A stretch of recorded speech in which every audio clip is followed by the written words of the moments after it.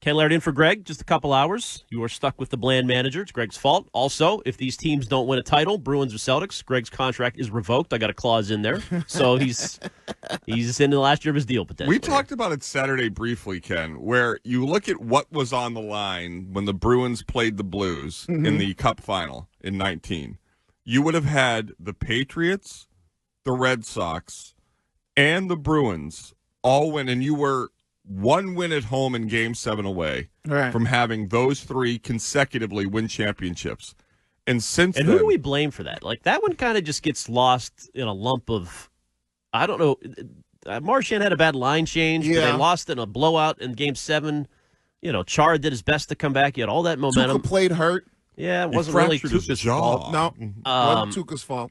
I mean, Bergeron, I guess. Too many men on the ice. Deliver. Yeah, right. I mean, I think it was more about at that point in time, and it's been a while, but it was more about the perfection line and what their postseason performance was like, especially their Stanley Cup performance. Do you look back now and say the Blues were the better team? They were the team of destiny, to use that Shine phrase. No, the Bruins were the better team. They let it get away. So they choked. Yeah. Because we talked about it during that time on, it's like with the Celtics. The road to the championship this year for you is paved in gold of the teams that you're going to play, the potential teams that you... But not for the Bruins so much. No, but in that year, the road was paved for them. Who they beat? Columbus, Carolina. Yeah, Toronto.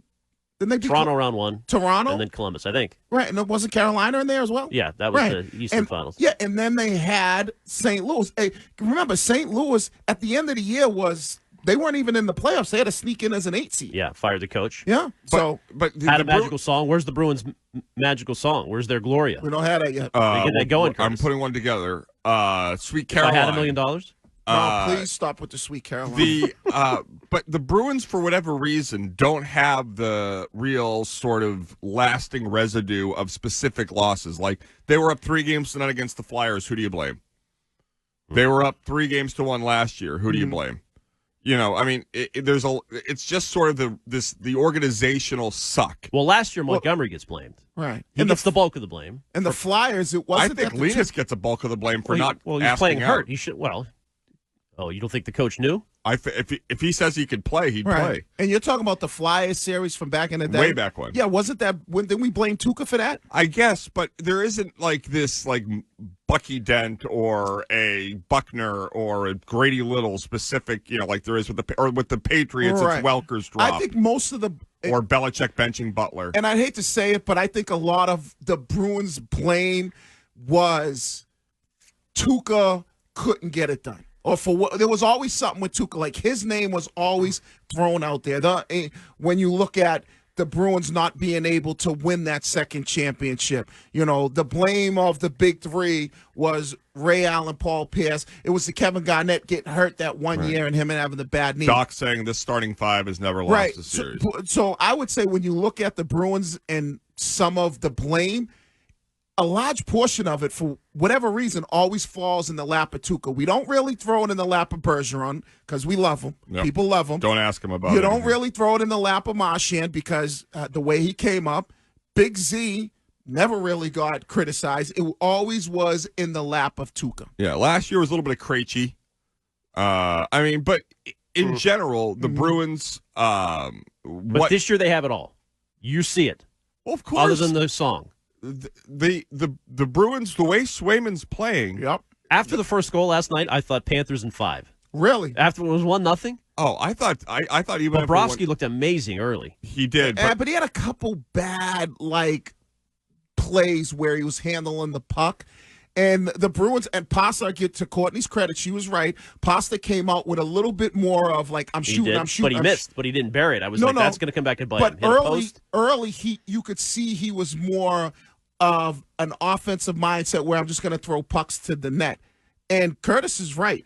When you got a guy like Swayman playing the way he's playing, and he looks so comfortable in net, they got enough talent. Different than last year. Even though the same scenario, they went up 1-0 at home last year. Right. But it was Linus, and he ended up being hurt. He ended up getting hurt, right? If Swayman stays healthy, you're talking about a team, the way he's playing, they got enough talent that they could be a team of destiny.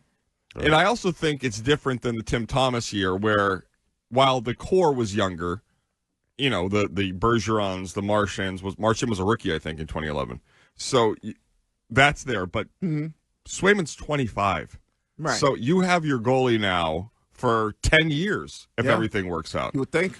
617-779-7937. On the text line, 860 says, Curtis, best comparison to Pasta's goal, closer to Carlton Fisk, which allowed them to get to the next game, preceded by Bernie Carbo's home run, just like Pasta's goal was preceded by Hampus's. Okay, Carlton Fisk's home run was Game 6 of the 75 World Series. Right. They were one win away from winning a championship. The Bruins' goal was in Game 7 of a round of the playoffs that doesn't even exist in Major League Baseball. Yeah, but you almost choked. Historically, 2 years in a row, 3-1 series leads blown. Right. It had more importance than a first round. Right, that's why it was a massive...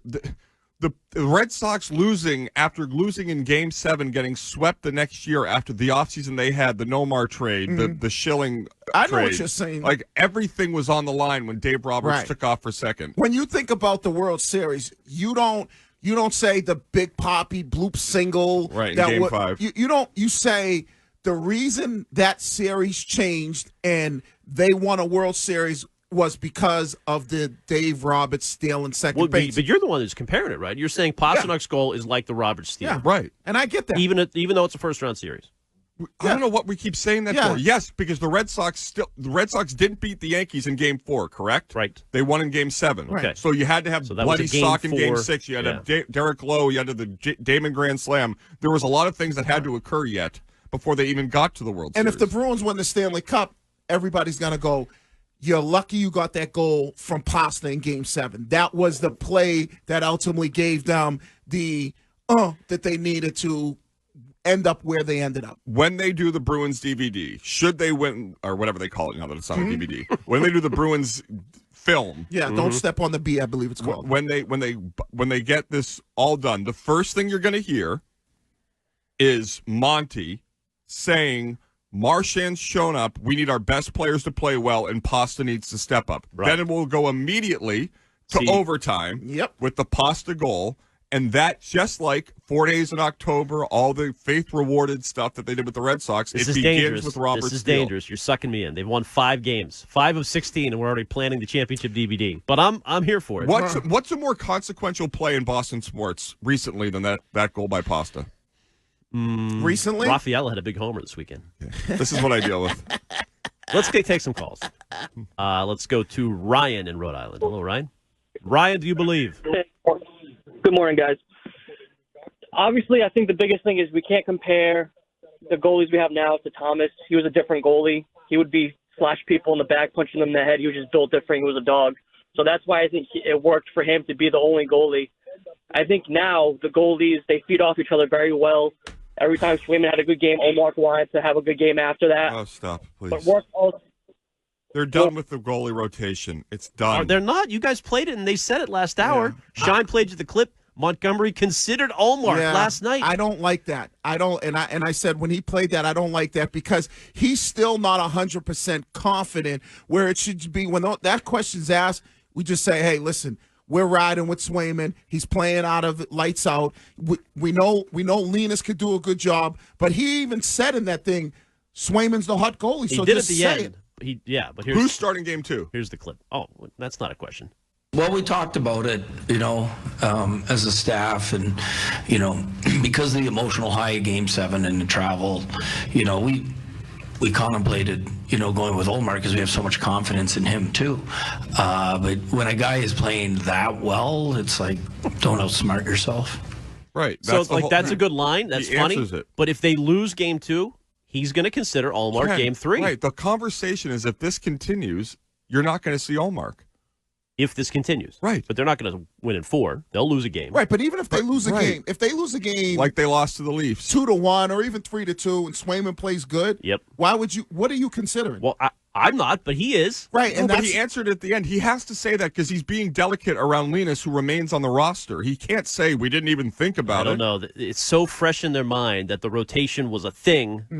He's not off it. He answered the question. Ken, the rotation, as I said last hour. The better answer would be we're done with that. I agree with you. Ken, the rotation, as I said last hour, is yielding its results in the fresh ability that Swayman has because he wasn't worked Tim Thomas, 57 starts in 2011. I believe that's about 15 more than Swayman had. So even if he goes all the way through the postseason, he'll match Tim Thomas's regular season 10 years younger. I agree with you. I'm just reacting to what the coach is saying. And I'm telling you why he did it that way. He's being diplomatic. Yeah, but see, I don't really necessarily believe he's being diplomatic. I believe there is a legitimate conversation on, like, should we He's worried about how Linus is feeling. He's like, whatever it is, there's a legit conversation that he's worried about the goalie hug, Curtis. I mean, I think Razor, we got to get him on that. Can you and Shime hug it out? I think it's been a little hostile. No, I think me and Curtis are great. Yeah, I think okay, it's good. more. Shime doesn't like you. But I'm kind of with him. Best save last night from Swayman, Shime. What was it? Oh, it was the first one. That first big save, First the one. kick save. 40 seconds in. Huge. He was Leg on to the it. right. Oh, yeah.